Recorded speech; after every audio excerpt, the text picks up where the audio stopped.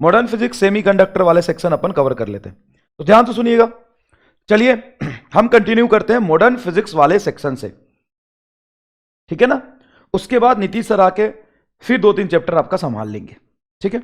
चलिए तो स्टार्ट करते हैं, आगे बढ़ते हैं। और सबसे पहला सवाल आपके स्क्रीन पर, the energy of photon of wavelength lambda is. Photon की एनर्जी की बात करेंगे तो वो होता है बेटा HF, और फ्रीक्वेंसी को हम लिख सकते हैं C बाई लेमडा, तो ये हो जाएगा HC बाई लेमडा। सही जवाब आपका आएगा B।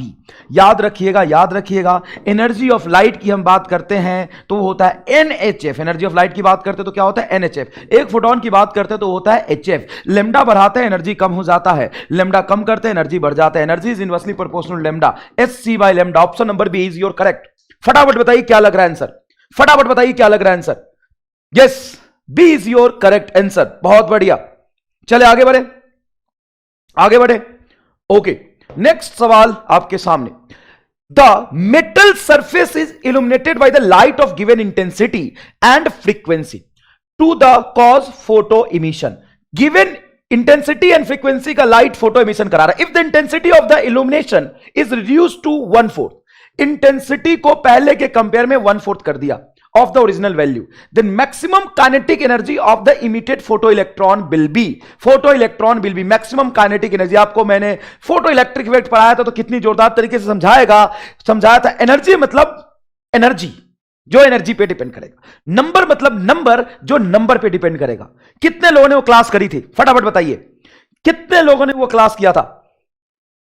आपको मैंने बताया था कि जो फ्रीक्वेंसी होता है ना, वो फोटोन की एनर्जी को रिप्रेजेंट करता है, एनर्जी ऑफ फोटोन। और एनर्जी ऑफ फोटोन अगर चेंज होगा तो निकलने वाले इलेक्ट्रॉन का एनर्जी चेंज होगा। इलेक्ट्रॉन का एनर्जी चेंज होगा तो रुकने के लिए स्टॉपिंग पोटेंशियल चेंज होगा। स्टॉपिंग पोटेंशियल हो या काइनेटिक एनर्जी हो, किस पे डिपेंड करता है, फ्रीक्वेंसी पे। और यहां पे चेंज किसको किया, इंटेंसिटी। इंटेंसिटी का मतलब नंबर चेंज होगा, और नंबर पे, इंटेंसिटी पे काइनेटिक एनर्जी डिपेंड नहीं करता। आंसर रहेगा आपका ए, अनचेंज्ड। आंसर रहेगा ए, अनचेंज्ड। आपने नहीं किया था तो बहुत बड़ी गलती की थी, जाके क्लास कर लीजिएगा। वो हम क्लास नहीं करते हैं। अच्छा तो क्या करते हैं जिन्होंने क्लास किया होगा उनको सवाल देख के ही समझ में आ गया होगा कि अनचेंज्ड होगा। समझ में आया।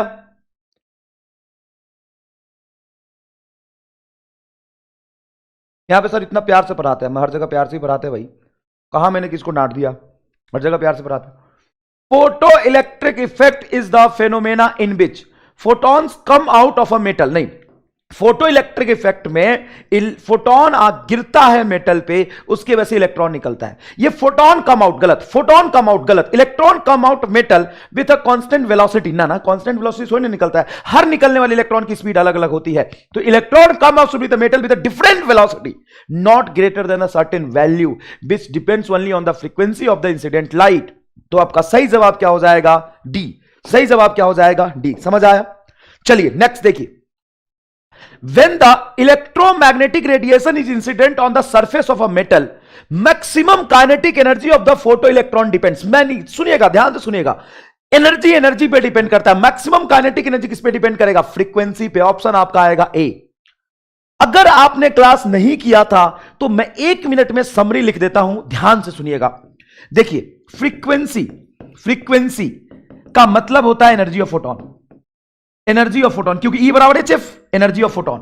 और अगर आप फ्रीक्वेंसी को बढ़ाते हैं तो फोटोन की एनर्जी बढ़ेगी, तो वो इलेक्ट्रॉन को ज्यादा एनर्जी ट्रांसफर करेगा, तो काइनेटिक एनर्जी ऑफ इलेक्ट्रॉन भी बढ़ जाएगा। काइनेटिक एनर्जी ऑफ इलेक्ट्रॉन बढ़ जाएगा तो उसको रोकने के लिए ज्यादा स्टॉपिंग पोटेंशियल की जरूरत पड़ेगी, intensity for a given source, intensity मतलब नंबर ऑफ फोटोन बढ़ जाएगा तो निकलने वाले इलेक्ट्रॉन का नंबर बढ़ जाएगा, नंबर ऑफ इलेक्ट्रॉन बढ़ जाएगा तो फोटो करंट होता है Q/T। Q मतलब Ne/T। नंबर बढ़ जाएगा तो फोटो करंट बढ़ जाएगा। मैक्सिमम काइनेटिक एनर्जी एक एनर्जी है, तो एनर्जी वाले टर्म फ्रीक्वेंसी पे डिपेंड करेगा। A is your correct answer. A is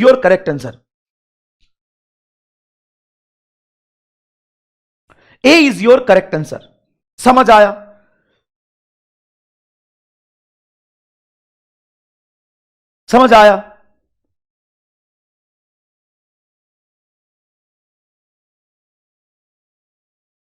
चलिए next, the maximum energy of electron released in a photo cell is independent upon, बहुत बढ़िया, बहुत सुंदर, इंडिपेंडेंट अपॉन।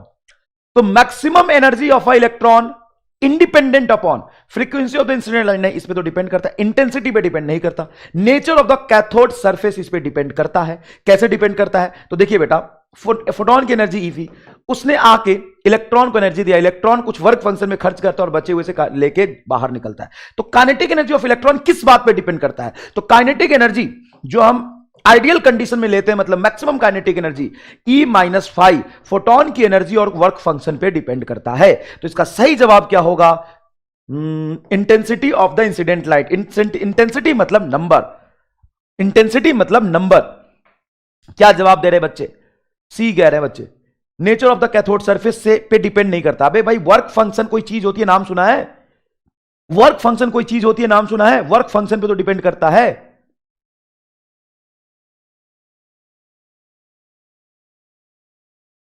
समझ में आया? B is your correct answer. चलिए नेक्स्ट देखिए, a particle of mass m and charge q is accelerated through potential v, then de Broglie wavelength of the time particle will be, the de Broglie wavelength of the particle will be, particle का मास है, मैं charge Q acylated किया उसको v से, तो de Broglie wavelength का formula होता है बेटा h by p। p को हम लिखते हैं रूट अंडर 2me, मोमेंटम होता है रूट अंडर 2me। और बेटा ये जो एनर्जी है उसको, किसी चार्ज को अगर v से एक्सेलरेट कराएं तो जो काइनेटिक एनर्जी होता है वो हो जाता है root under 2m q delta v।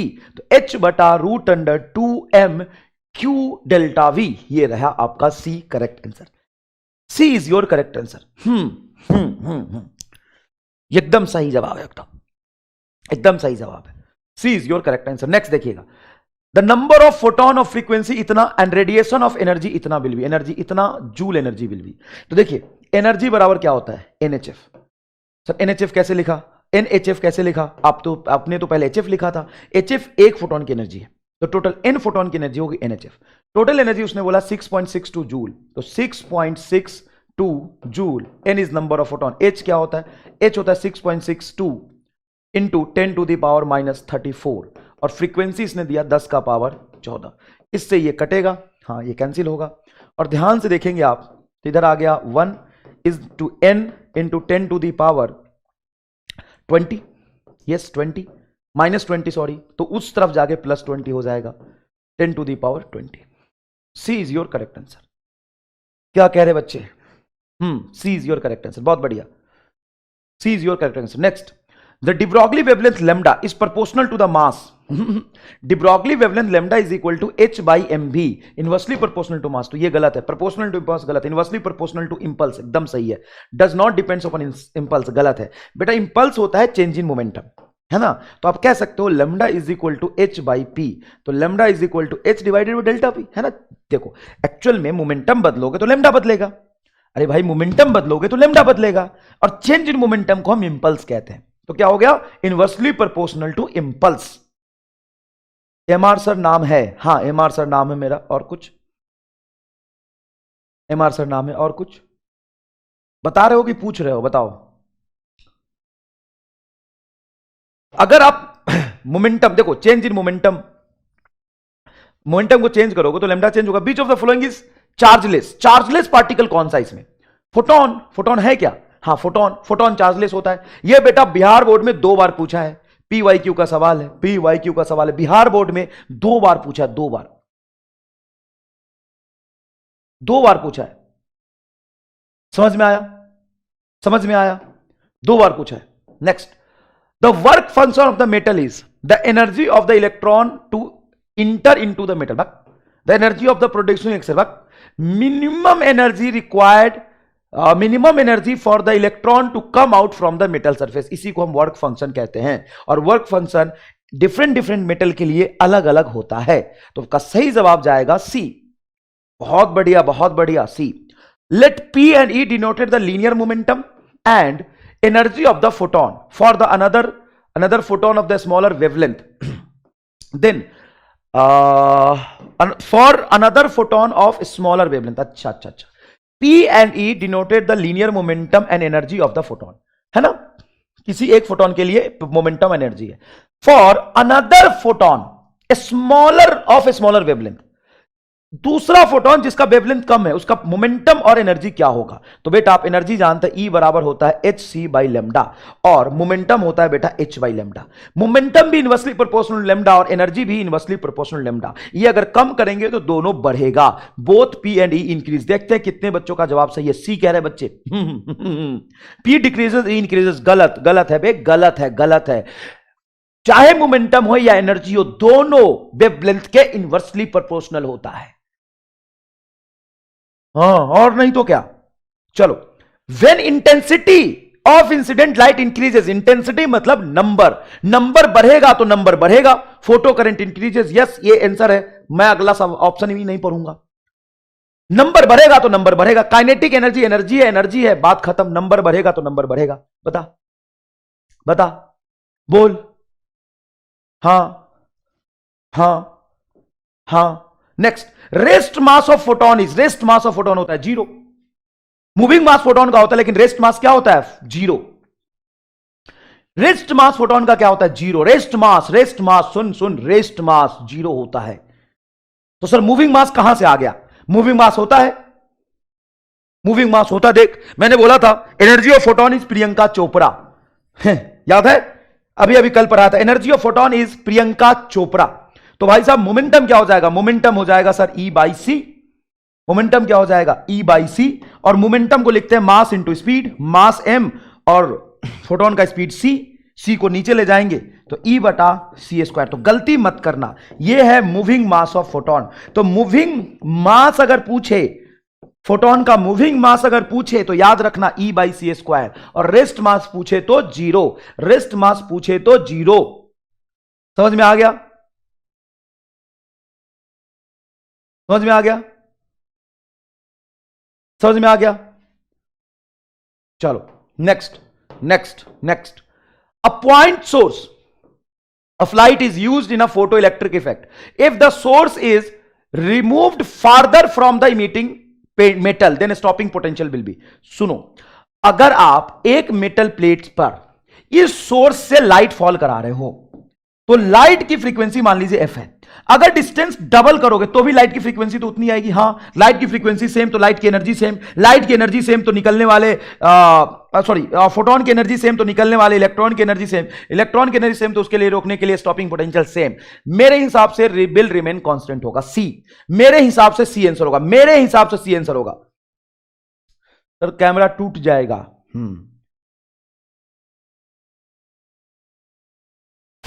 मेरे हिसाब से सी आंसर होगा। क्या कहते हैं पब्लिक? क्या बोलती है पब्लिक? करे का जीला आरा आरा आरा आलू, करे का जीला क्या लिख रहा है? पगला जाता है क्या? भांग पी खा के बैठा है क्या बे लेक्चर देखने? करे का जीला आरा आलू, कुछ भी सोच ले, अच्छे सोच ले। मैंने तुम्हें लेक्चर में बताया था और अभी भी बोल रहा हूं, बार बार बोल रहा हूं, फ्रीक्वेंसी मतलब एनर्जी। ये किसकी बात कर रहा है? Stopping potential. Stopping potential energy, energy किस पे डिपेंड करेगा? एनर्जी पे।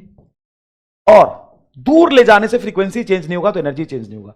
The photo electron emitted from the metal surface, जो इलेक्ट्रॉन मेटल सरफेस से निकलता है, क्या सबकी काइनेटिक नहीं सेम होती है? नहीं, बहुत अलग अलग तरह के कोलिजन होते हैं। All are tracks have the same kinetic energy, have the same momentum, have speed varying from zero up to the certain maximum value. जो इलेक्ट्रॉन मेटल सरफेस से निकलता है उसकी काइनेटिक एनर्जी जीरो से के मैक्स के बीच होता है। तो D is your correct answer, D is your correct answer. समझ में आया? समझ में आया? Next next next. ठीक है, I he ratio of de Broglie wavelength of proton and alpha particle of same energy is. भाई साहब आई ही को छोड़ दो, आई ही छोड़ो या चाहिए आई ही नहीं, ये द लिखा हुआ है आई ही नहीं, ये द है, द। अरे यार, the ratio of de Broglie wavelength of proton and alpha particle of same energy. देखो बेटा, सेम एनर्जी के लिए डी ब्रॉगली वेवलेंथ लिखोगे ना तो एच बाई पी, पी को लिख सकते हैं रूट अंडर, पी को लिख सकते हैं रूट अंडर 2me। तो सेम एनर्जी, हाँ energy same, H same, 2 same, तो de Broglie wavelength inversely proportional to mass. अगर आप प्रोटॉन का लिखेंगे तो नीचे प्रोटॉन का मास लिखेंगे, mass of proton root under M है, रूट अंडर एम। और अल्फा पार्टिकल का लिखेंगे तो root under 4m of proton हो जाएगा। अल्फा पार्टिकल का मास प्रोटॉन के मास से 4 गुना होता है। ये इससे काटेंगे रूट 4 हो जाएगा 2, तो आंसर आएगा आपका बी, आंसर आएगा आपका बी। भाई साहब, भाई साहब, गाना है पवन सिंह का सर जी। हाँ यही गाना लिख के आना कल। कौन है ये कह रहा है सर ये गाना है पवन सिंह का, तो यही गाना लिख के आएगा कल। और क्या, और गाना भी है तो अच्छा गाना गा। लगावे लू जब लिपस्टिक हिले लारा डिस्ट्रिक्ट, ये क्या गाना गा रहा है? आलू बैगन बकलोल कहीं के। अच्छा गाना भी तो, गाना तो अच्छा गाना गा। कह रहा है पवन सिंह का गाना है, मैं गाना सुनाऊं? चलो देखो इधर, the ratio of de Broglie wavelength of proton and alpha particle moving with same velocity. अब सुन, पिछले वाले सवाल में उसने क्या बोला? प्रोटॉन एंड अल्फा पार्टिकल का सेम एनर्जी के लिए de Broglie वेवलेंथ का रेशियो, सेम एनर्जी के लिए de Broglie वेवलेंथ का रेशियो। और अब कह रहा है कि प्रोटॉन एंड अल्फा पार्टिकल का de Broglie वेवलेंथ का रेशियो बताइए जब वो सेम वेलोसिटी से चल रहे हैं बेटा। तो de Broglie वेवलेंथ का फॉर्मूला होता है h बटा मोमेंटम होता है mv। सेम वेलोसिटी चल रहा है तो वेलोसिटी कांस्टेंट, h सबके लिए कांस्टेंट, तो lambda is inversely proportional to mass. अगर प्रोटॉन बटा अल्फा पार्टिकल लिखेंगे तो इनवर्सली प्रोपोर्शनल टू मास, नीचे आएगा प्रोटॉन का मास, ऊपर जाएगा अल्फा पार्टिकल का मास, तो 4:1 आंसर होगा, 4:1 आंसर होगा, 4:1 आंसर होगा। क्या होगा? 4:1 आंसर होगा।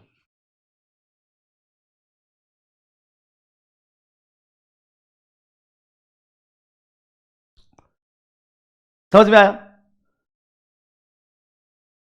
ठीक है, next, the ratio of de Broglie wavelength of proton and neutron moving with same velocity is nearly, proton and neutron moving with same velocity. तो राते दिया बुझा के, अरे राते लाइट बुझा के पढ़ा तानी, समझ में आयल कि ना आई? राते लाइट बुझा के पढ़ा तानी, काहे कि परसों कल ही एग्जाम बा। आज राते लाइट बुझा के पढ़ा तानी, काहे कि कल ही हमार एग्जाम बा। समझ में आयल? तो पढ़ ला बेटा। देखा, आज लाइट बुझा के पढ़ा तानी कि काहे कि कल ही हमार एग्जाम बा। The ratio of de Broglie wavelength of a proton and neutron moving with same velocity is nearly, तो lambda is equal to h बटा mv। अब वेलोसिटी सेम और h सेम, और प्रोटॉन और न्यूट्रॉन दोनों का मास लगभग सेम होता है। प्रोटॉन और न्यूट्रॉन दोनों का मास लगभग सेम होता है। हाँ, तो mass same, velocity same, h same, तो सब सेम, तो de Broglie वेवलेंथ भी सेम। तो आपका जवाब होगा 1:1। समझ आया? हाँ, राते लाइट बुझा के पढ़ा तानी, काहे कि कल ही हमार एग्जाम बा। समझ में आया कि नहीं आया? चले आगे बढ़े। देखिए, two particle have identical charge, दो पार्टिकल जिसका चार्ज सेम है, Q1 बराबर Q2 लिख देता हूं। If they are accelerated through identical potential difference, मतलब सेम पोटेंशियल डिफरेंस एक्सिलरेट करा, then ratio of their de Broglie wavelength would be, ratio of their de Broglie wavelength would be. तो de Broglie wavelength क्या होता है sir? Lambda is equal to h बटा root under 2m Q delta V होता है। Potential difference charge same, तो inversely proportional to मास, तो lambda 1 बटा लेमडा 2 हो जाएगा रूट अंडर ऊपर m2 नीचे m1, रूट अंडर m2 बटा m1। C is your correct answer. क्या होगा? C is your correct answer.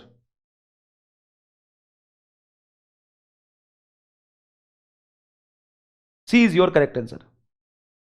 तो आपको भोजपुरी आती है? हमको सब आती है। तुम पढ़ती है कि नहीं पढ़ती है? लाइट जला के पढ़ता हूं। आओ मैं तुम्हें लाइट बुझा के पढ़ाता हूं।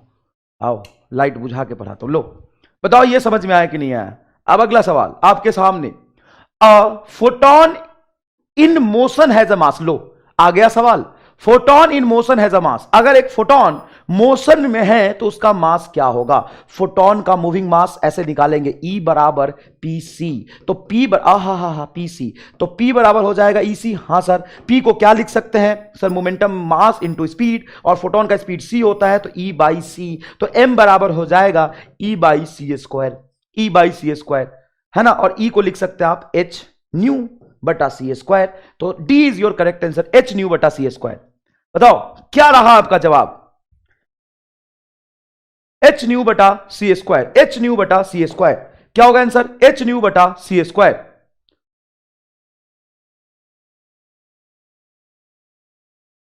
लो,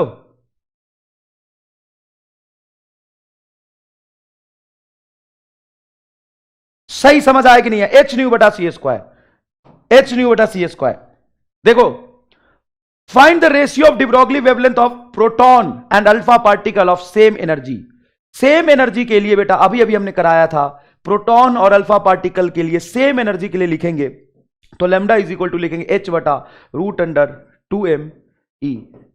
ऑप्शन कुछ और दे दिया, सवाल कुछ और दे दिया। वाह यार, ऑप्शन कुछ और दे दिया, सवाल कुछ और दे दिया। ऑप्शन कुछ और दे दिया, सवाल कुछ और दे दिया। कोई बात नहीं, कोई बात नहीं। ये रेशियो पूछा है ना प्रोटॉन और अल्फा पार्टिकल का, तो बेटा रूट अंडर मास के लिए प्रोपोर्शनल हो जाएगा। नीचे मास m और ऊपर मास हो जाएगा 4m। रूट के अंदर है तो 2/1 आएगा। चारों ऑप्शन गलत है। ये ऑप्शन कुछ और दे दिया, सवाल कुछ और दे दिया। कोई बात नहीं, ठीक है। Next, next, the momentum of a photon having energy equal to the rest energy of an electron. एक मिनट, एक मिनट, सवाल समझिएगा क्या लिख रहा है। The momentum of a photon having energy equal to the rest energy of the electron. देखो बेटा, ई बराबर क्या होता है? ई बराबर होता है पीसी, ठीक है। जहां पे पी आपका मोमेंटम है वो एनर्जी बटा सी हो जाएगा। अब कह रहा है कि फोटोन की जो एनर्जी है वो इलेक्ट्रॉन के रेस्ट मास के बराबर। तो इलेक्ट्रॉन का रेस्ट मास होगा कितना? एम ई इंटू सी स्क्वायर बटा सी। तो सी से सी कैंसिल कर दो, ऊपर हो जाएगा एक सी। तो mass of electron into speed of light. Mass of electron होता है बेटा 9.1 इंटू 10⁻³ और सी हो जाएगा 9 इंटू 10⁸ ना, सॉरी 3 इंटू 10⁸8। तो ये हो जाएगा 9 से 3 मल्टीप्लाई करेंगे तो 2.7, हाँ 2.7 और 8। तो B is your correct answer. ये बढ़िया सवाल लगा मुझे, ये बढ़िया सवाल लगा मुझे, ये बढ़िया सवाल लगा मुझे, अच्छा सवाल लगा। 2.73 इंटू 10⁻22, ये मुझे बढ़िया सवाल लगा। यस, क्या आपको अच्छा सवाल लगा? ये बताइए क्या आपको अच्छा सवाल लगा, हाँ या ना?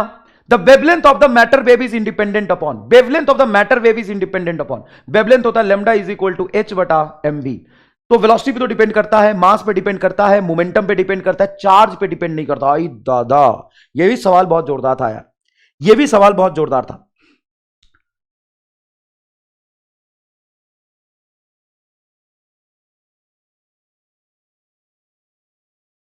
बताइए, ये भी सवाल बहुत जोरदार था।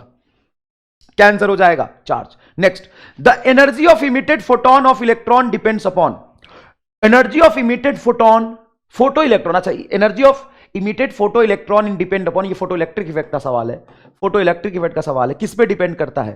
तो वेवलेंथ ऑफ लाइट पे डिपेंड करता है, yes. Work function of metal पे डिपेंड करता है, यस। तो इसका आंसर हो जाएगा बी एंड सी।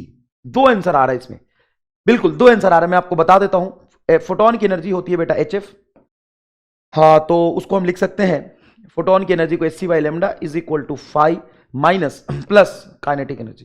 तो kinetic energy of emitted electron is equal to S C by lambda -5, ये रिलेशन आएगा। तो वर्क फंक्शन पे भी डिपेंड करता है, वर्क फंक्शन चेंज करने से ये चेंज हो जाता है। Which of the following is chargeless. Chargeless कौन सा है इसमें? चार्जलेस कौन सा है? बीटा पार्टिकल इलेक्ट्रॉन कोई कहता है निगेटिव चार्ज होता है, प्रोटॉन बेटा प्लस ही चार्ज होता है, अल्फा पार्टिकल चार्ज होता है। C, photon particle is chargeless. Photon का चार्ज क्या होता है? जीरो। फोटोन का चार्ज क्या होता है? जीरो। फोटोन का चार्ज क्या होता है? जीरो। फोटोन का चार्ज क्या होता है? Zero. Next, next, next, which series of hydrogen spectrum does not lies in a infrared region? Infrared reason में कौन सा सीरीज लाइज नहीं करता है? फटाफट बताइए।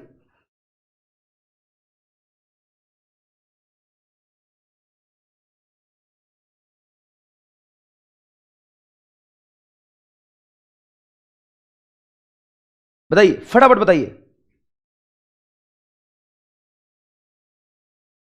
कौन सा इंफ्रारेड रीजन में लाइज नहीं करता है?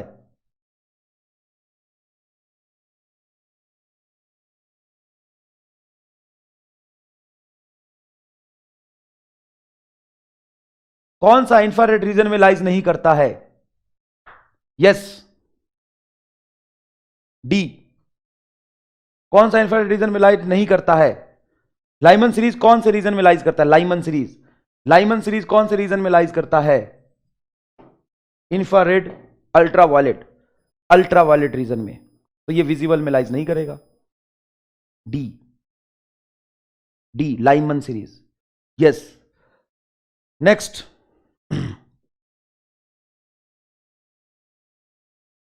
फेनोमेना ऑफ, ये कौन सा था, सॉरी ये किया हमने, एक मिनट, इसको एटम को अलग करना है क्या मुझे? Phenomena of photoelectric explain by, ये ऊपर कर देता हूं, रुक जाओ एक मिनट, एक मिनट। फोटोन है, वेलोसिटी सी, फोटोन, अच्छा अभी ये मॉडर्न फिजिक्स का सेक्शन चल रहा है, मॉडर्न फिजिक्स का सेक्शन ही चल रहा है, ठीक है ठीक है ठीक है, मॉडर्न फिजिक्स का सेक्शन ही चल रहा है। Next, the phenomena of photo electric effect was first explain by, photo electric effect का फेनोमेना सबसे पहले किसने एक्सप्लेन किया था? आइंस्टाइन ने एक्सप्लेन किया था, आइंस्टाइन ने, है ना। लियोनार्ड एंड हर्ट्ज ने इसको डिस्कवर किया था, लेकिन एक्सप्लेन किया था आइंस्टाइन ने। ये हमने बता दिया, ये गलत जगह आ गया थोड़ा सवाल। The energy of the most energetic photo electron emitted from the metal target depends upon photoelectric work function of the metal, wavelength of the incident radiation, yes, and threshold frequency of the metal, सब पे depend करता है। Energy of the most energetic photo electron emitted from the metal surface depends upon all, ये इसमें चला जाएगा आपका answer D. Photon have velocity c and frequency new, which of the following represent it's wavelength, तो बेटा energy बराबर होता है आपका h c बाई लेमडा। अच्छा, एनर्जी के टर्म्स में नहीं लिख रहा, ये लिख रहा है स्पीड सी, फ्रीक्वेंसी न्यू, तो फ्रीक्वेंसी को हम लिखते हैं सी बाई लेमडा, तो लेमडा बराबर हो जाएगा सी बाई न्यू, लेमडा बराबर क्या हो जाएगा? C by nu. D is your current answer. Frequency को एफ से भी लिखते हैं और न्यू से भी लिखते हैं, फ्रीक्वेंसी को एफ से भी लिखते हैं और न्यू से भी लिखते हैं, समझ में आया? Next, velocity of the photon is proportional to, इसमें जवाब दीजिए, velocity of photon is proportional to, यहां पे इसका पावर 0 लिखा है बेटा। Velocity of photon is proportional to nu, where nu is the frequency, तो फोटोन की वेलोसिटी किस पे डिपेंड करता है? फोटोन की वेलोसिटी किस पे डिपेंड करता है? फोटोन की वेलोसिटी किस पे डिपेंड करता है? तो बेटा ध्यान से सुनिएगा, फोटोन की वेलोसिटी फ्रीक्वेंसी के ना तो प्रोपोर्शनल होता है, ना इनवर्सली प्रोपोर्शनल होता है, ना स्क्वायर ऑफ द प्रोपोर्शनल होता है, ये फ्रीक्वेंसी से इंडिपेंडेंट होता है, ये फ्रीक्वेंसी से इंडिपेंडेंट होता है, ये फ्रीक्वेंसी पे डिपेंड नहीं करता है। नेक्स्ट, अब देखिएगा, अब जो नेक्स्ट सेक्शन है आपका वो है atom and nuclei. Next section है आपका atom and nuclei, atom and nuclei, ठीक है बेटा। नेक्स्ट सेक्शन है आपका एटम एंड न्यूक्लियाई। अभी तक हमने जितने भी सवाल किए थे वो था radiation, photo electric effect and D Broglie wavelength, radiation, photo electric effect and D Broglie wavelength. अब जो आपका नेक्स्ट सेक्शन है वो है एटम एंड न्यूक्लियाई। चलिए देखिए, विच of the following is correct relation for radio active element. बेटा radio active element में जहां पे TA आपका हाफ लाइफ गिवन है, लेमडा आपका डीके कांस्टेंट गिवन है, तो हाफ लाइफ और डीके कांस्टेंट में क्या रिलेशन होता है?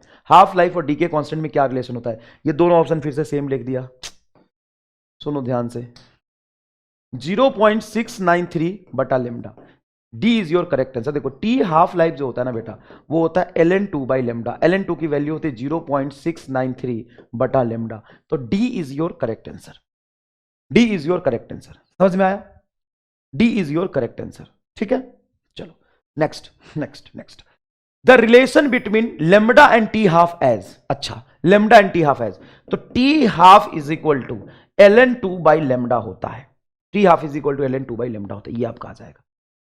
ए यार कैसे टाइप किया है, दोनों ऑप्शन सेम टाइप कर दिए इसने, चलो इसको मिटा देता हूं, ये गलत है, ये गलत है, ये गलत है, प्लस जैसा कोई चीज नहीं होता, and T half is equal to ln2 by lambda होता है, बी भी आपका गलत है, A is your correct answer. Next देखिए, Lyman series of the hydrogen spectrum lies in the region, Lyman series किस में लाइज करता है? लाइमन सीरीज क्या अल्ट्रावायलेट रीजन में लाइज करता है?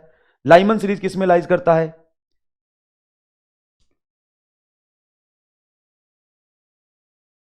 ये कौन से चैप्टर का ड्यूअल नेचर का सवाल आ गया? नहीं, ये तो न्यूक्लियर फिजिक्स का है ना साहब, ये तो न्यूक्लियर फिजिक्स का है और ये एटम का है, डी ब्रॉगली वेवलेंथ का कहां आ गया?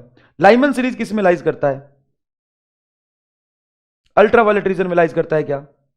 लाइमन सीरीज किस में लाइज करता है? अल्ट्रावायलेट रीजन में लाइज करता है। समझ आया? ठीक है। बाल्मर किस में लाइज करता है? Which of the following of hydrogen spectrum in the visible region. Visible region में कौन आता है? Balmer series. Balmer series visible region में कौन आता है? Balmer series.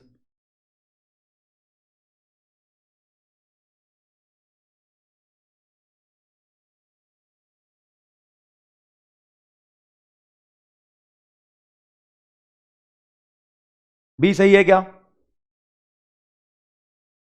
बी सही है क्या?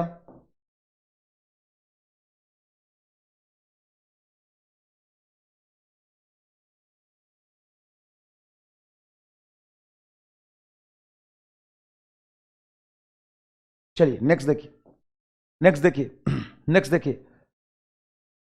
If the heavy nuclei has n by z ratio higher than that required stability, then it will emit n by z ratio। तो आपको मैंने कल पढ़ाया था, n यहां होता है और z यहां होता है। अगर n by z ज्यादा है, मतलब नंबर ऑफ न्यूट्रॉन ज्यादा है, तो नीचे गिरेगा। नीचे गिरेगा मतलब बीटा माइनस डीके करेगा। अगर n by z रेशियो बहुत ज्यादा है स्टेबिलिटी कर्व से, तो वो बीटा माइनस डीके करेगा। वो बीटा माइनस डीके करेगा। समझ आता है ये बात? समझ आता है ये बात? बीटा माइनस डीके करेगा। Next, if half life of indium is 8 days, है ना, I31 8 days, given sample of I31 at a time t is equal to 0, we can say that no nuclei will decay before t is equal to 4 seconds. No nuclei will decay before t is equal to 8 seconds.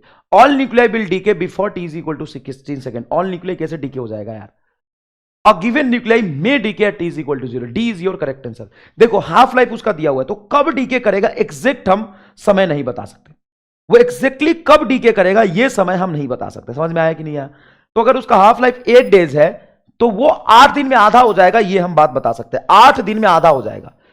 समझ में आया कि नहीं आया? तो आधा exactly 8 second के बाद ही थोड़ी ना होगा, 0 से 8 सेकंड के बीच में वो आधा हो जाएगा। बस ये इतना हमें पता होता है। The minimum orbital angular momentum for the electron in an hydrogen atom is, minimum angular momentum जो होगा, angular momentum होता है nh बटा 2 पाई। फर्स्ट ऑर्बिट के लिए h बटा 2 पाई मिनिमम एंगुलर मोमेंटम होगा, h बाई 2 पाई, है ना। ये तुम्हारा नील्स बोर का सेकेंड पोस्टुलेट था। नील्स बोर का सेकेंड पोस्टुलेट था। समझ आया? नील्स बोर का सेकेंड पोस्टुलेट था। Out of the following which one is not emitted by the neutral radio active substance, कौन सा रेडियो एक्टिविटी में इमिट नहीं होता है? रेडियो एक्टिव सब्सटेंस से इमिट नहीं होता है। डीके क्या होता है? डीके कुछ नहीं होता बेटा, तुम गोली खा लो एक। न्यूट्रॉन, इलेक्ट्रॉन तो इमिट होता ही है। इलेक्ट्रोमैग्नेटिक रेडिएशन मतलब गामा रे तो इमिट होता ही है। हीलियम न्यूक्लियाई अल्फा डीके होता है। न्यूट्रॉन किसी डीके में इमिट नहीं होता। न्यूट्रॉन कहां इमिट होता है भाई? न्यूट्रॉन फ्यूजन में भले ही निकलता है ना, जब टूटता है न्यूक्लियाई, फ्यूजन में भले ही न्यूट्रॉन निकलता है, लेकिन रेडियो एक्टिव डीके में न्यूट्रॉन नहीं आता। रेडियो एक्टिव डीके में न्यूट्रॉन नहीं आता। समझ आया? चलिए नेक्स्ट देखिएगा please. Bohr's frequency condition is, Bohr's frequency ये थर्ड पोस्टुलेट है। थर्ड पोस्टुलेट है। सेकंड पोस्टुलेट एंगुलर मोमेंटम के लिए था nh by 2 pi. Third postulate है कि जब इलेक्ट्रॉन किसी भी हायर एनर्जी स्टेट E1 से लोअर एनर्जी स्टेट E2 में ट्रांजिट करता है, जंप करता है, तो उसके एनर्जी डिफरेंस के बराबर फोटोन निकलता है, जिसकी एनर्जी होती है hf। तो E1 माइनस E2 बराबर hf। ये आपका C is your correct answer. C is your correct answer. Next देखिएगा please. The mass number of the nuclei is always less than atomic number. नहीं, 1h1 भी तो होता है, तो some time equal to the atomic number. Mass number atomic number के equal हो सकता है। 1h1 नहीं लिखते क्या, है ना? तो मास नहीं 1h1 नहीं, ड्यूटेरियम के लिए 1h2 नहीं, हाँ 1h1 सही तो है। मास नंबर भी 1 और एटॉमिक नंबर भी 1, सही तो है। 1h1, 1h1 में एटॉमिक नंबर कितना? 1, और एक ही हाइड्रोजन है, तो वो मास नंबर भी 1 हो गया, तो सही है 1h1। तो भाई साहब some time equal to the atomic number, तो जो मास नंबर होता है वो एटॉमिक नंबर के इक्वल हो सकता है। जनरली बच्चे गलती कर देते हैं इसमें। नेक्स्ट देखिएगा। The radius of germanium nuclei is measured to be twice the radius of barium, then number of nucleons in germanium is, number of nucleons in germanium is. तो देखिएगा ध्यान से, जर्मेनियम का रेडियस जो है वो बेरिलियम के रेडियस से कितना गुना है? गुना 2 गुना है तो 2/1 इज इक्वल टू, जर्मेनियम का मास नंबर हम x ले लेते हैं, बेरियम का मास नंबर है आपका 9 का पावर 1/3, ऐसे ही सॉल्व करेंगे। 1/3 ऊपर जाएगा तो 2 का power 3 is equal to x/9, ये हो जाए 8 और 9 multiply 8 is 72, x is equal to 72। A is your correct answer, A is your correct answer.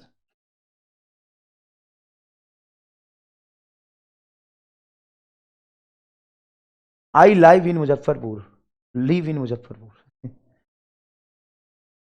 Healthy human का रेजिस्टेंस कितना होता है?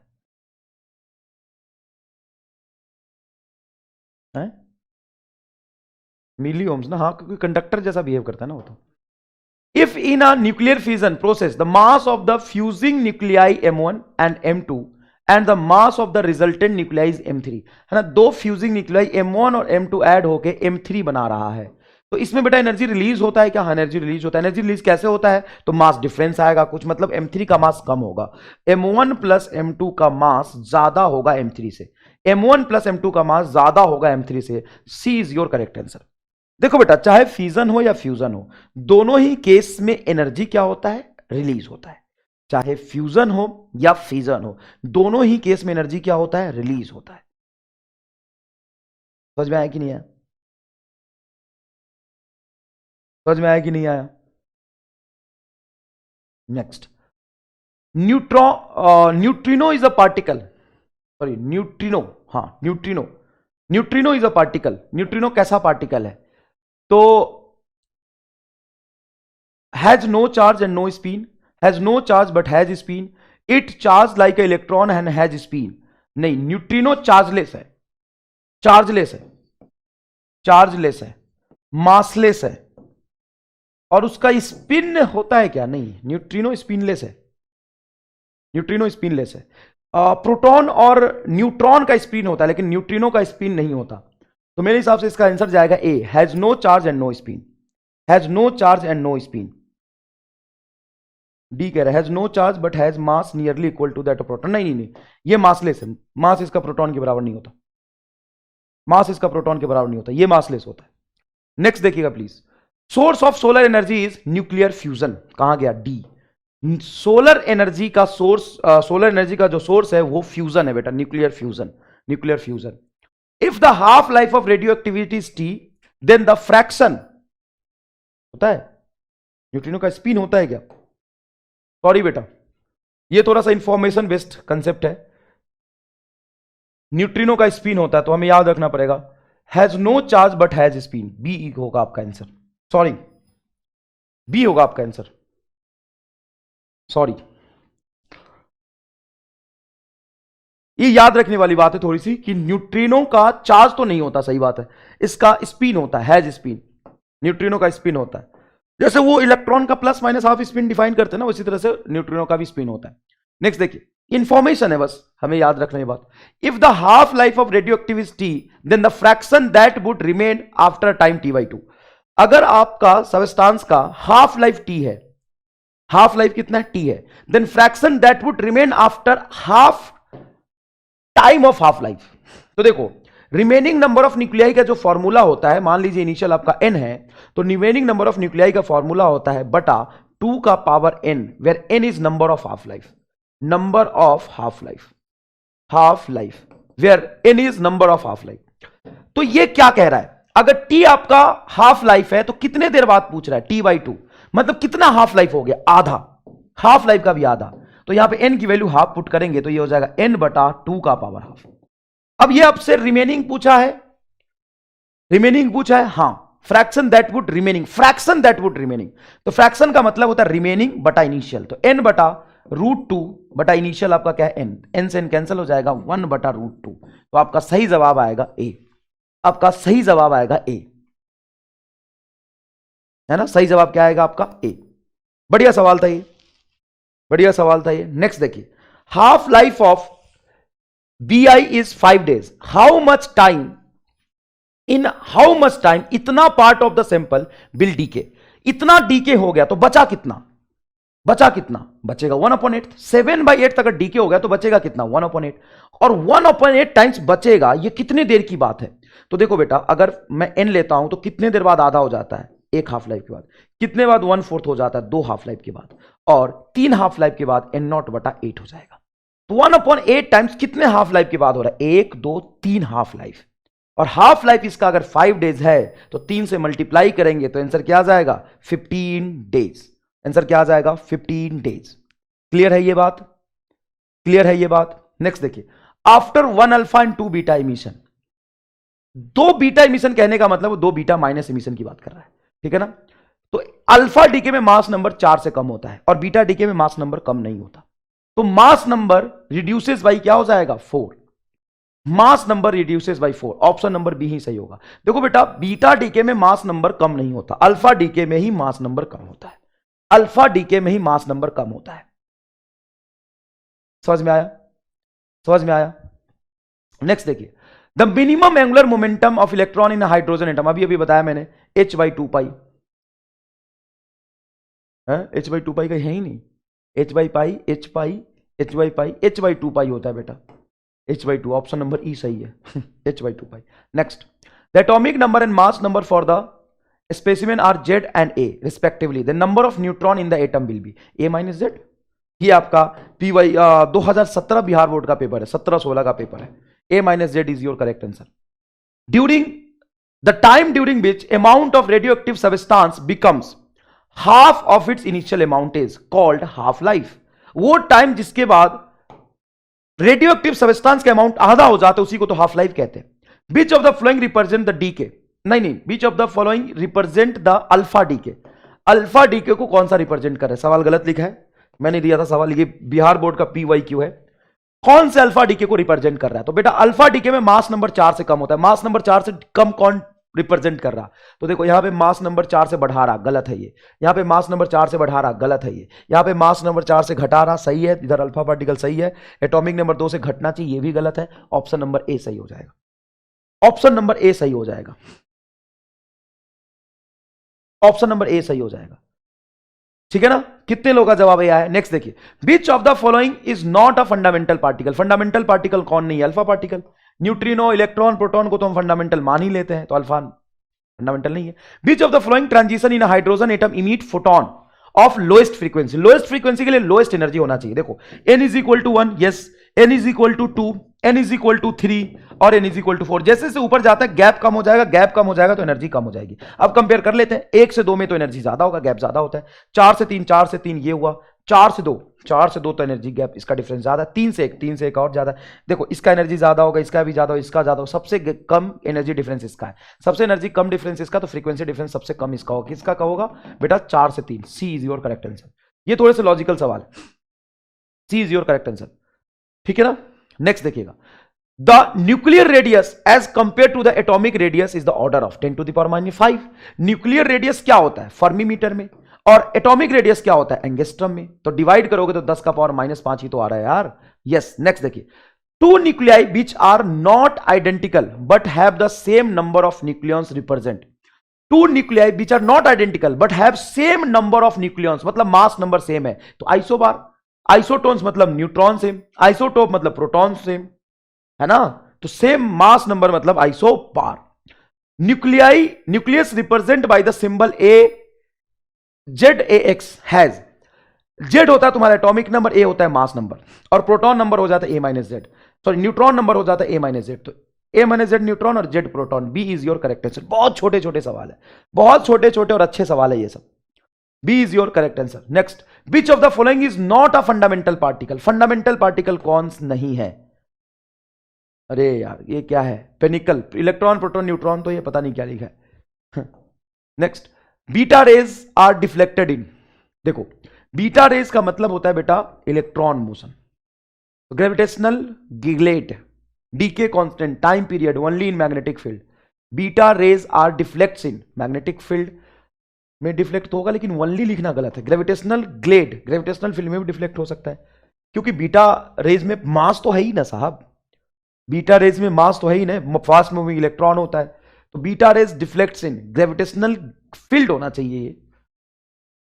FIELD फील्ड होगा, ग्रेविटेशनल फील्ड में डिफ्लेक्ट होगा, मैग्नेटिक फील्ड में भी डिफ्लेक्ट होगा, लेकिन ओनली मैग्नेटिक फील्ड लिखना गलत है। इलेक्ट्रोस्टैटिक फील्ड में तो डिफ्लेक्ट हो सकता है, ओनली की वजह से गलत होगा।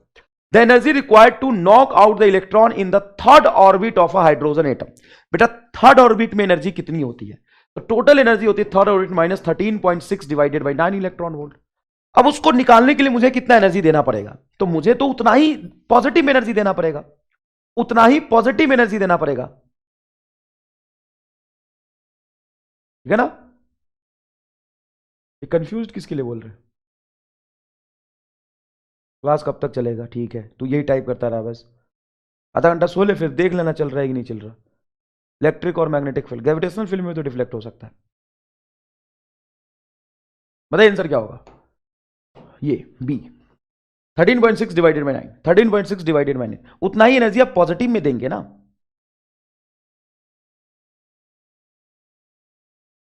Next, nuclear reaction B have the conservation of mass, only नहीं, charge, total energy and momentum, तीनों ही कंजर्व रहता है। न्यूक्लियर रिएक्शन में तीनों ही कंजर्व रहता है, न्यूक्लियर रिएक्शन में तीनों ही कंजर्व रहता है। Heavy nucleus is unstable for value of N/P because electrostatic repulsion dominate over the nuclear attraction. Heavy nuclei is unstable for any value of N/P because nuclear repulsion dominate over nuclear reaction, nuclear force are absent in the heavy nuclei, nuclear force is a long range force. Electrostatic repulsion dominate over the nuclear attraction, nuclear repulsion dominate over the nuclear attraction, nuclear repulsion नहीं, heavy nuclei is unstable for any value of N/P because देखो क्या होता है कि heavy nuclei में number of proton बढ़ जाते हैं, और नंबर ऑफ प्रोटॉन जब बढ़ जाएगा तो प्रोटॉन ज्यादा रिपल्सन करने लगेगा, प्रोटॉन और प्रोटॉन ज्यादा रिपल्सन करने लगेगा, ठीक है ना, इसलिए वो अनस्टेबल हो जाता है।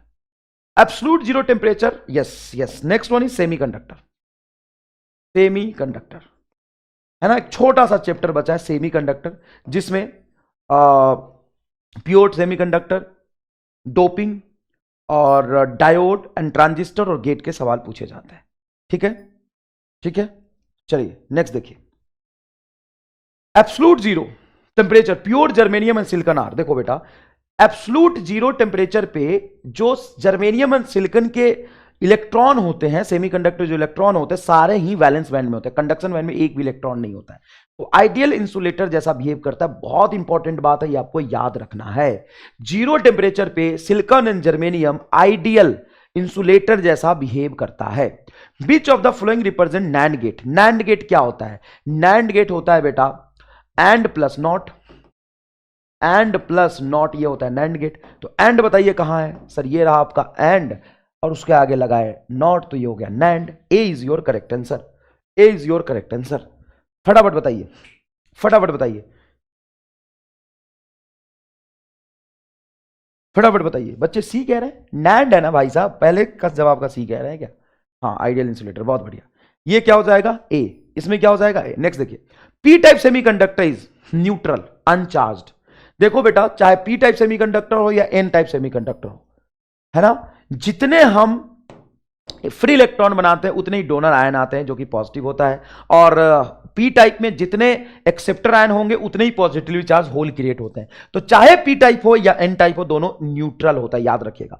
The combination of gate shown in the circuit equivalent to, ये सर्किट में जो कॉम्बिनेशन है वो किसके जैसा है? तो मान लो यहां पे इनपुट है ए, और ये आपका ए का बार बना देगा, एक इनपुट आया उल्टा कर देगा, ये बी आया बी का बार बना देगा। ये कौन सा गेट है? ये नैंड गेट है, दोनों को प्रोडक्ट करके बार लगाएगा। तो ए बार और यहां पे आया बी बार, दोनों को प्रोडक्ट करके बार लगाएगा। डिमॉर्गन्स लॉ लगाएंगे, ये बार जब तोड़ेंगे तो ये होगा A double bar plus B double bar, ये हो जाएगा ए प्लस बी। तो बताइए आउटपुट एक्सप्रेशन कैसा आ रहा है? और गेट जैसा आ रहा है। आउटपुट एक्सप्रेशन कैसा आ रहा है? और गेट जैसा आ रहा है। समझ में आया? Okay okay okay okay.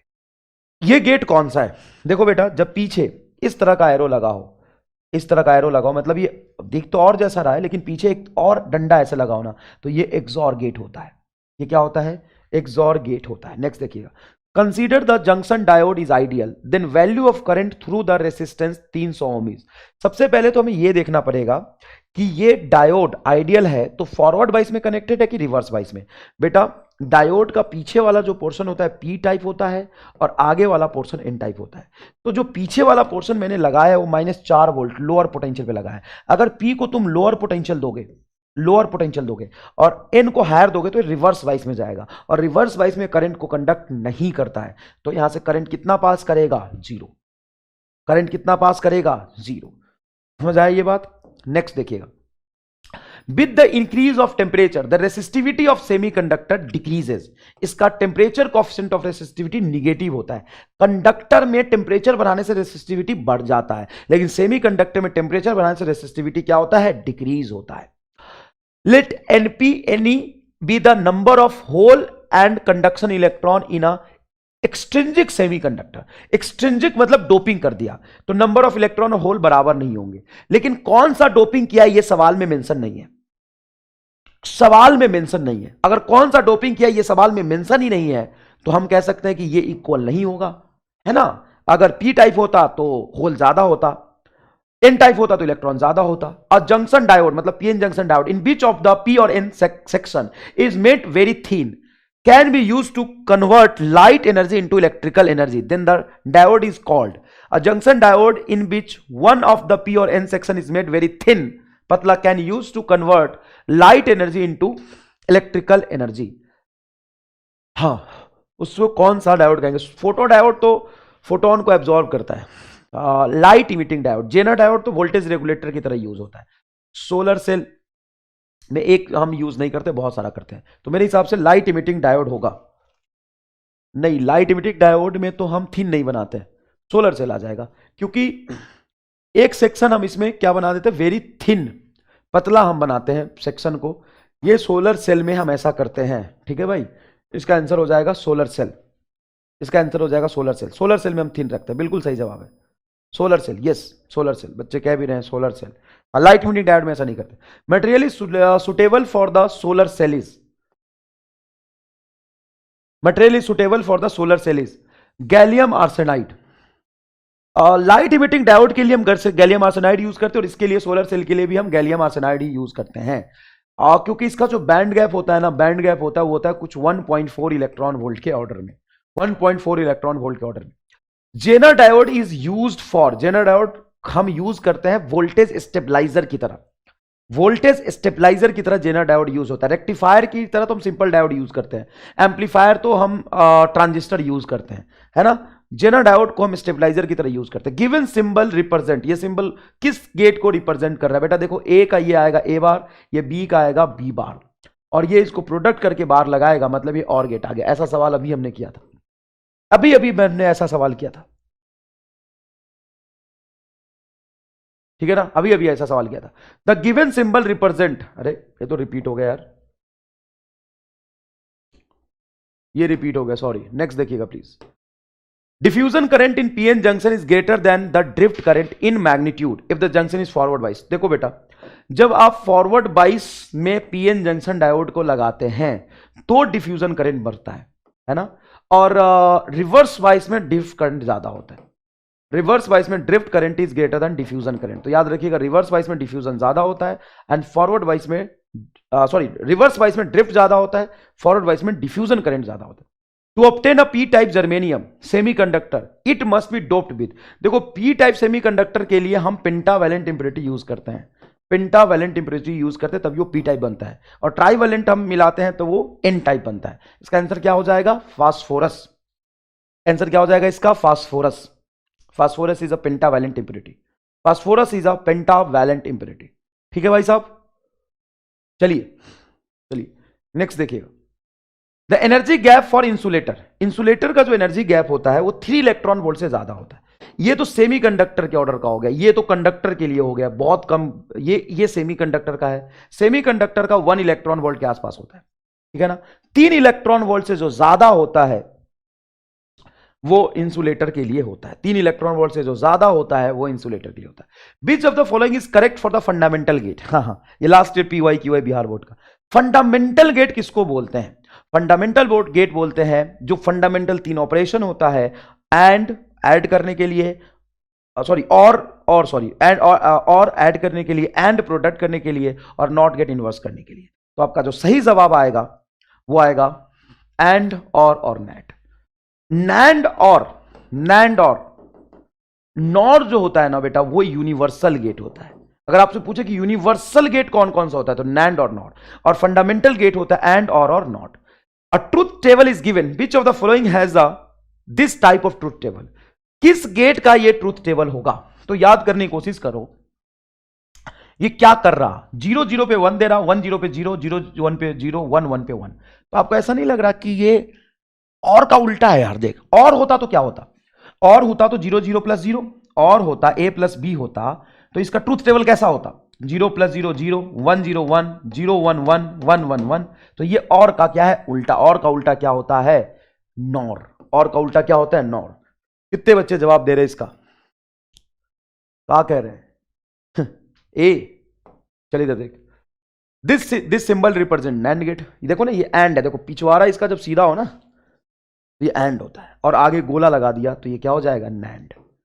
And का आगे गोला मतलब नॉट लगा दिया तो गेट कैसा हो जाएगा? NAND. Which of the following gate will have an output 1? किस केस में इसका आउटपुट 1 होगा? तो इन दोनों को प्रोडक्ट करेगा तो देखो 0 मल्टीप्लाई 1 प्रोडक्ट करेगा तो 0 रहेगा, एंड गेट है। ये नैंड गेट है तो 0 1 को प्रोडक्ट करके बाहर लगाएगा, 0 1 आपका 0 0 का बाहर क्या हो जाएगा? 1। तो आपका बी आंसर आ रहा। ये आपका क्या है बेटा? ये और गेट है, और के आगे गोला लगा है मतलब नॉर गेट। नॉर गेट क्या करता है? नॉर गेट इन दोनों को जोड़ के क्या करता है? बार लगाता है। 0 प्लस 1 क्या हो जाएगा? 1 का बार 0। ये एक्सॉर गेट है। अपना आंसर बी आ चुका है तो ज्यादा दिमाग लगाने की जरूरत है नहीं। Next, the Boolean expression for NOR gate. NOR gate क्या करता है बताइए? नॉर गेट और का उल्टा होता है तो ऐड करके बार लगा देता है, तो ए प्लस बी का बार हो जाएगा डी। हम बहुत जल्दी में सवाल इसलिए सॉल्व कर रहे हैं बेटा, कल आपका पेपर है, कल आपका पेपर है। फटाफट फटाफट कंसेप्ट समझते जाइए, सवाल को सॉल्व करते जाइए। An semiconductor is cooled from T1 to T2। Semiconductor को कूल कर रहे हैं मतलब इसका टेम्परेचर हम क्या कर रहे हैं? कम कर रहे हैं। तो इसका रेसिस्टेंस क्या होगा?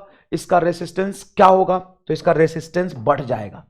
टेम्परेचर बढ़ाने से इसका रेसिस्टेंस बढ़ता है, टेम्परेचर कम करेंगे तो इसका रेसिस्टेंस, सॉरी टेम्परेचर बढ़ाने से इसका रेसिस्टेंस घटता है, टेम्परेचर बढ़ाने से इसका रेसिस्टेंस कम होता है, तो टेम्परेचर कम करने से इसका रेसिस्टेंस बढ़ेगा। A is your correct answer. A is your correct answer. A is your correct answer. Yes, A is your correct answer. Next, in the current constant for the transistor of alpha and beta। देखो बेटा, alpha जो होता है वो होता है तुम्हारा IC बटा I।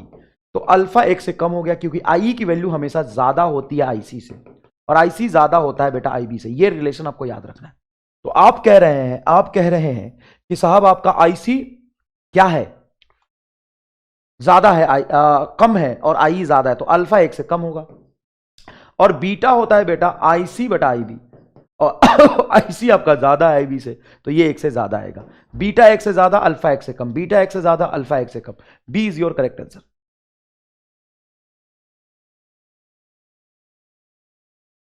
B is your correct answer. हाँ पुष्पा देख लिए तो शांत हो जाओ। आप देख इधर, विच of the following statement is not correct? Not correct मतलब गलत स्टेटमेंट आपसे पूछे। Resistance of semiconductor decreases with increase in temperature, तो सही है। हाँ, टेम्परेचर इंक्रीज करने से डिक्रीज करता है। In an electric field displacement of hole is opposite to the displacement of electron, ये भी सही है। होल एंड इलेक्ट्रॉन अलग अलग चार्जेस होते हैं, अपोजिट चार्ज के होते हैं। Resistance of the conductor decreases with increase in temperature, temperature बढ़ाने से रेसिस्टेंस कम होता है। रेसिस्टेंस और decreases with increase in temperature, option number A और सी तो सेम लिखा है। N type semiconductor are neutral, ये भी सही है। एन टाइप सेमीकंडक्टर न्यूट्रल होता है, ये तो सही है। रेसिस्टेंस ऑफ कंडक्टर है, अच्छा देखो कंडक्टर है, डिक्रीजेस विथ इंक्रीज टेम्परेचर, नहीं नहीं नहीं नहीं नहीं, कंडक्टर में टेम्परेचर बढ़ाने से रेजिस्टेंस बढ़ जाता है। समझ में आया?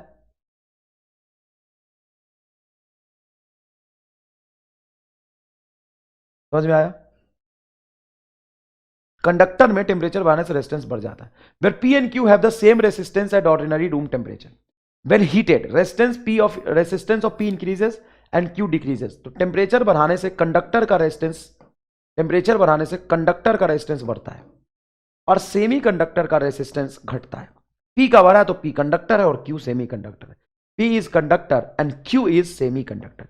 P is conductor and Q is semi conductor. ठीक है ना, P is conductor and Q is semi conductor. बहुत कम सवाल बचे हैं, 8-10 सवाल बचे। नेक्स्ट देखिए बेटा, नेक्स्ट देखिए, for N type germanium impurities doped in a germanium is, देखो जर्मेनियम को N टाइप बनाने के लिए हम ट्राईवैलेंट इम्प्योरिटीज मिलाते हैं और P टाइप बनाने के लिए हम पेंटावैलेंट इम्प्योरिटीज मिलाते हैं। डायोड इज यूज्ड एज, देखो बेटा ऑसिलेटर को बनाने के लिए हम ट्रांजिस्टर यूज करते हैं। रेक्टिफायर डायोड से बनता है, रेक्टिफायर, ठीक है। एम्पलीफायर एंड मॉड्यूलेटर ये ट्रांजिस्टर से बनते हैं ये सब। डायोड से क्या बनता है, डायोड से बनता है रेक्टिफायर, जैसे half wave rectifier, full wave rectifier, इस किससे बनाते हैं हम, डायोड से बनाते हैं। Boolean expression for the NAND gate, NAND gate का मतलब है कि ये प्रोडक्ट करके बार लगाएगा, A is your correct answer, product करके बार लगाएगा। नैंड गेट का मतलब क्या है, प्रोडक्ट करके बार लगाएगा। नेक्स्ट देखिएगा, अ reverse bias PN junction, reverse bias PN junction, reverse bias PN junction का मतलब यह है P को आप लोअर पोटेंशियल देंगे और N को हायर पोटेंशियल देंगे। P रीजन इज पॉजिटिव नहीं, P रीजन इज ना, P region is negative and current is due to electron, P region is negative and current is due to both electron and hole in a reverse bias PN junction. P region is positive and current due to electron, P region is positive नहीं, P region को हम lower potential पे जोड़ेंगे। P region is eight lower potential and current due to both electron and hole. हाँ, minority current flow करेगा और minority current में, junction में तो माइनॉरिटी करंट होल और इलेक्ट्रॉन दोनों ही होते हैं। डी आपका सही जवाब जाएगा, डी आपका सही जवाब जाएगा। समझ में आया?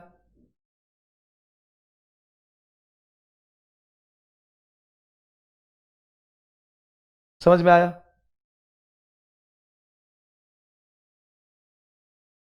ठीक है, नेक्स्ट देखिए, PN junction is a, PN junction बेटा नॉन ओमिक क्रिस्टल है, ये ओम्स लॉ को फॉलो नहीं करता है, ये ओम्स लॉ को फॉलो नहीं करता है।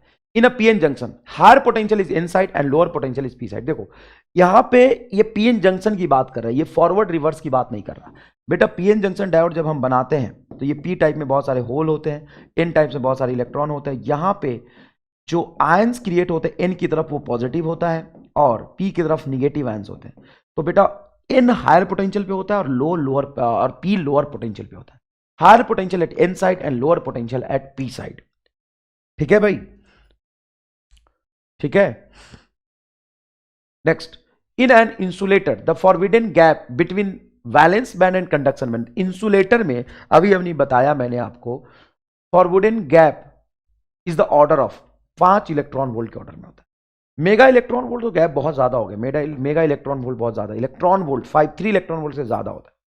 In PN junction depletion layer thickness, PN junction की जो डिप्लीशन लेयर थिकनेस होता है बेटा वो माइक्रोमीटर में होता है, 10⁻⁻⁶ मीटर के ऑर्डर में होता है, 10⁻⁻⁶ मीटर माइक्रोमीटर के ऑर्डर में होता है। A pure semiconductor has infinite resistance at 0 degree Celsius. बिल्कुल सही है, क्योंकि ये प्योर इंसुलेटर की तरह यूज करता है, इंसुलेटर की तरह होता है। प्योर सेमीकंडक्टर 0 केल्विन पे इंसुलेटर की तरह बिहेव करता है। समझ में आया? A finite resistance does not depends on temperature. बेटा सेमीकंडक्टर का रेसिस्टेंस टेम्परेचर बढ़ाने से डिक्रीज करता है, ये तो कितनी बार मैंने बताया। तो सही आंसर होगा आपका A. The rate of recombination और generation are governed by the law of thermodynamics.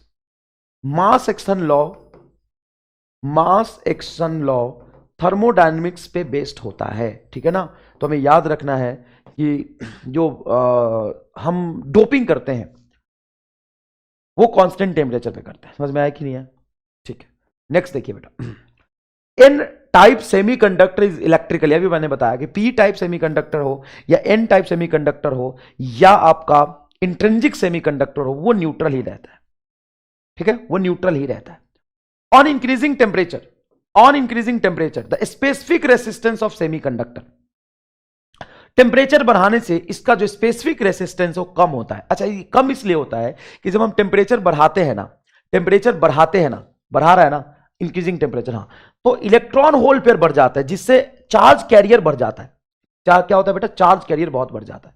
The relation between alpha and beta is, देखो अल्फा होता है बेटा IC बटा IE और बीटा होता है तेरा IC बटा IB, ठीक है। ये अल्फा एंड बीटा है, करंट गेन है कॉमन इमीटर में और ये करंट गेन है कॉमन बेस में, ये आपको याद रखना है, ठीक है, ये आपको याद रखना है। तो इनमें से कौन सा रिलेशन होगा? तो आप इसको ऐसे भी ड्राइव कर सकते हैं, आप जानते हैं IC प्लस IB बराबर होता है IE, ठीक है। तुम्हें कुछ भी याद ना हो तो ट्रांजिस्टर में ये करंट इक्वेशन तो याद होना ही चाहिए, और ये भी याद होना चाहिए कि करंट इमीटर का सबसे ज्यादा होता है कलेक्टर के कंपेयर में, और कलेक्टर का ज्यादा होता है बेस के कंपेयर में, तो इमीटर का सबसे ज्यादा होगा। ठीक है, अब तुम्हें मान लो कि रिलेशन याद नहीं आ रहा कि अल्फा बीटा में कौन सा रिलेशन है, तो एक काम करो, ये रिलेशन याद है, हाँ, इसमें डिवाइड कर दो आईसी से, दोनों तरफ आईसी से डिवाइड कर दो। सर इससे क्या हो जाएगा, इससे आईसी से आईसी कट के 1 आ जाएगा। हाँ, ये क्या हो गया, तो हम जानते हैं आईसी बटा आईबी आपका बीटा है। देखो आईसी बटा आईबी आपका बीटा है और आईसी बटा आई आपका अल्फा है, तो ये रिलेशन आ जाएगा। इससे फटाफट कैलक देख लो, इससे देख लो, तो 1 अपॉन बीटा को हम इधर रहने देते हैं, 1 को इधर लाते हैं, तो 1 minus alpha minus 1, alpha LCM लेंगे तो अल्फा 1 माइनस अल्फा, नीचे अल्फा एलसीएम आएगा, 1 minus alpha is equal to 1 upon beta, तो बीटा इज इक्वल टू हो जाएगा आपका अल्फा बटा 1 माइनस अल्फा, सी आएगा। Beta is equal to alpha बटा 1 माइनस अल्फा। तो डायरेक्ट इसको याद रखने की कोशिश ना करें, डायरेक्ट इसको याद रखने की कोशिश ना करें।